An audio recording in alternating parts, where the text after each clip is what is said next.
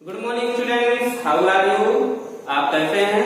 मैं संजय पांडे अपने Jupiter coaching classes में आपका स्वागत करता हूं अपने इस चैनल में। जैसा कि आप जानते हैं, पिछले क्लास में अपन लोगों ने केमिस्ट्री के ब्लूप्रिंट के बारे में बताया था और उसको पूरी तरह से डिस्कशन किया गया था कितने पार्ट से कितने मार्क्स के क्वेश्चन आ रहे हैं। उसमें मैं आपको physical chemistry, organic chemistry, inorganic chemistry तीनों पार्ट को मैंने आपको पूरी तरह से एक number, 2 number, 3 number, 4 number, 5 number जितने भी क्वेश्चन आते हैं, किस प्रकार के क्वेश्चन आते हैं, उसमें आपको डिस्क्रिप्शन करके मैंने आपको बताया। इसके बाद मैंने पहला चैप्टर था ठोसों का वर्गीकरण, ठोस प्रावस्था, सॉलिड स्टेट, उसमें मैं आपको द्रव्य बताया, द्रव्य के मैंने आपको प्रकार बताया। उसके बाद टॉपिक आता है ठोसों का वर्गीकरण, क्लासिफिकेशन ऑफ सॉलिड, उसमें आपको पहला ही चैप्टर है जिसके बारे में मैं आपको आज स्टार्ट करता हूं और ठोसों के वर्गीकरण में आपको मैं बताने वाला हूं। ध्यान से बच्चे सुनिएगा और जो भी क्वेश्चन होगा बाद में आपको करना है, पहले आप इसको समझिए। जैसा कि आप जानते हैं, क्लासिफिकेशन ऑफ सॉलिड, ठोसों का वर्गीकरण, क्लासिफाइड टू टाइप, यानी ठोस को वर्गीकरण को दो प्रकार से वर्गीकृत किया गया है। पहला है आपका क्रिस्टलाइन सॉलिड और दूसरा होता है एमॉर्फस सॉलिड। क्रिस्टलाइन सॉलिड और एमॉर्फस सॉलिड को विवरण करके यानी विश्लेषण करके मैं आपको बता रहा हूं, बच्चे ध्यान से सुनिएगा। क्रिस्टलाइन सॉलिड है क्या? क्रिस्टलाइन सॉलिड तो ध्यान सुनिए, वे ठोस पदार्थ जिनमें अभिविकरण, वे ठोस पदार्थ जिनमें अभिविकरण का मतलब होता है जैसे एटम भी हो सकता है, मॉलिक्यूल भी हो सकता है और आयन भी हो सकते हैं। तो वे ठोस पदार्थ जिनमें अभिविकरणों जैसे परमाणु, अणु और आयन का नियमित क्रम यानी उसका रेगुलर ऑर्डर होना चाहिए, वह क्या कहलाता है? क्रिस्टलाइन सॉलिड अथवा क्रिस्टलीय ठोस कहलाते हैं। समझ में आ गया बच्चों? पुनः एक बार देखिएगा, वे ठोस पदार्थ जिनमें अभिविकरणों, अभिविकरण का मतलब कोई भी पार्ट हो सकता है, एटम, मॉलिक्यूल, आयन का एक रेगुलर क्रम होना चाहिए। अगर रेगुलर क्रम है तो वह क्रिस्टलाइन सॉलिड कहलाता है। एग्जांपल देखते हैं लोग, साधारण नमक, सिंपल सॉल्ट, हीरा, डायमंड, ग्रेफाइट, नवपादर। नवपादर यहाँ पे है जो उसमें एक नाम उसके और जानते हैं अमोनियम, इसको बोलते हैं आपको अमोनियम क्लोराइड।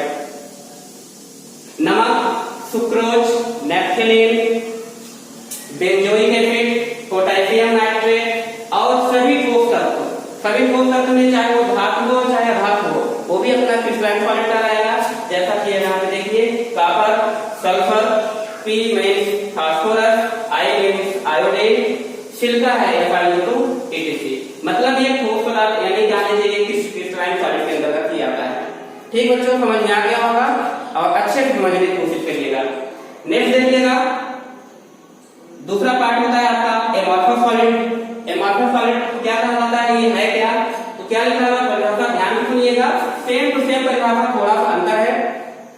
वे ठोस पदार्थ जिनमें अभिविकरणों, वही है वे ठोस पदार्थ जिनमें अभिविकरणों, दैट मीन्स एटम, मॉलिक्यूल और आयन का रेगुलर क्रम, रेगुलर ऑर्डर नियमित नहीं होता है। यानी मतलब कहना चाहिए कि इनका नियमित क्रम नहीं होता है, रेगुलर ऑर्डर नहीं होता है, उसे एमॉर्फस सॉलिड कहते हैं। पुनः देखिएगा परिभाषा, वे ठोस पदार्थ जिनमें अभिविकरणों, एटम, मॉलिक्यूल, आयन, कोई भी इसमें ले सकते हैं, का नियमित क्रम, रेगुलर ऑर्डर नहीं होता है, इसे एमॉर्फस सॉलिड कहते हैं। एग्जांपल देते हैं, ग्लास, सिलिका, प्लास्टिक, पीवीसी। बहुत इंपॉर्टेंट क्वेश्चन है, पूछता है पीवीसी का पूरा नाम। पीवीसी का पूरा नाम होता है पॉलीविनाइल क्लोराइड, पीवीसी, पेपर में आ भी चुका है। और टेफ्लॉन, फाइबर ग्लास etc। मतलब ये आपका क्या हुआ, एमॉर्फस सॉलिड के एग्जांपल में। इसमें छोटा सा क्वेश्चन पूछा जाएगा, आपको पता है, मैं आपको पहले बता चुका हूँ कि पहले चैप्टर से एक नंबर के क्वेश्चन आएंगे। वो किसी भी तरह का क्वेश्चन हो सकता है, ऑब्जेक्टिव भी हो सकता है, फिल इन द ब्लैंक हो सकता है, मैचिंग कॉलम हो सकता है, चॉइस फिलिंग हो सकती है। तो कोई भी क्वेश्चन यहाँ पे पूछा जा सकता है। तो मैं इस ठोस के वर्गीकरण में आपको बता दिया। और नेक्स्ट अभी अपन लोगों ने क्या क्रिस्टलीय और अक्रिस्टलीय यानी क्रिस्टलाइन और अक्रिस्टलाइन में परिभाषा, इनकी डिफिनेशन देखा, इनका एग्जाम्पल देखा। अब इसमें थोड़ा डिफरेंस देख लेते हैं, क्रिस्टलीन और अक्रिस्टलीन में अंतर क्या है, difference between crystalline and amorphous solids. देखिएगा थोड़ा सा है कुछ नहीं इसमें, क्योंकि आपको मैं बार बार बता रहा हूं कि इस चैप्टर से ओनली ऑब्जेक्टिव आना है, तो आपको ऑब्जेक्टिव में थोड़ा ध्यान देना है। और बच्चों आपको एक बात और बताना चाहूंगा कि आप इस वीडियो को, मेरे वीडियो को थोड़ा सा नोट करके आप इसकी नोट्स बनाने की कोशिश करिएगा, क्योंकि अगर नोट्स आप बना लेंगे उसमें क्या होगा कि आपको बहुत फायदा होगा। क्यों? क्योंकि थोड़ा पढ़ने में आप भूल जाएंगे। कम से कम नोट्स देखेंगे तो कम से कम ये रहेगा कि हाँ यहाँ पे ये लिखा हुआ है, यहाँ ये शब्द लिखा हुआ है, तो कम से कम आपको ऑब्जेक्टिव पकड़ने में बहुत अच्छा फील होगा। देखिएगा इसमें difference between crystalline and amorphous solid. अब इसको प्रॉपर्टी के आधार पर डिफरेंस बता रहे हैं, गुण क्या है, गुण के आधार पर आपको अंदर बताएंगे, तो उससे आपको और ज्यादा अच्छा होगा। जैसे पहला नाम है ज्योमेट्री, ज्यामिति के आधार पर क्या होगा, तो क्रिस्टलीय पदार्थों की जो स्ट्रक्चर होता है, क्रिस्टलीय पदार्थों का जो स्ट्रक्चर होगा वह एक निश्चित ज्यामिति वाली होती है। क्रिस्टलीय पदार्थों की संरचना एक निश्चित ज्यामिति वाली होती है, यानी इनका जो स्ट्रक्चर होगा एक निश्चित होगा। लेकिन एमॉर्फस सॉलिड में क्या होता है, अक्रिस्टलीय पदार्थों की जो संरचना में कोई निश्चित ज्यामिति नहीं होती, यानी इनका स्ट्रक्चर होता है जो ज्योमेट्री होगी वह निश्चित नहीं होगी। नेक्स्ट होता है आपका इनर स्ट्रक्चर, आंतरिक संरचना। इसके अंदर की संरचना क्या होगी, तो क्या बताएंगे हम, इनके कणों की एक निश्चित क्रम में व्यवस्था नहीं होती, इनके कणों की एक निश्चित क्रम में व्यवस्था होती है। इसका ये क्रिस्टलाइन सॉलिड का है, यानी इनकी एक निश्चित आर्डर होता है, लेकिन इनके कणों की एक निश्चित क्रम में व्यवस्था नहीं होती है। इसमें एमॉर्फस सॉलिड में निश्चित व्यवस्था या निश्चित क्रम अथवा रेगुलर आर्डर नहीं होता है, बल्कि क्रिस्टलाइन सॉलिड में क्या होता है, एक निश्चित रेगुलर आर्डर होता है। ध्यान सुनिएगा, थोड़ा थोड़ा इसमें डिफरेंस है। नेक्स्ट पॉइंट होता है आपका मेल्टिंग पॉइंट, दैट मीन्स गलनांक। इनका निश्चित गलनांक होता है, यानी क्रिस्टलाइन सॉलिड का क्या होगा, एक निश्चित गलनांक होता है, श्योर रहता है, यानी कंफर्म है कि इनका गलनांक कितना है, इनका मेल्टिंग पॉइंट कितना होगा। बट एमॉर्फस सॉलिड में क्या होता है, इनका मेल्टिंग पॉइंट निश्चित नहीं होता है। ये पता मतलब हो सकता है, कम हो सकता है या ज्यादा हो सकता है, इसमें कोई कंफर्म नहीं रहता है।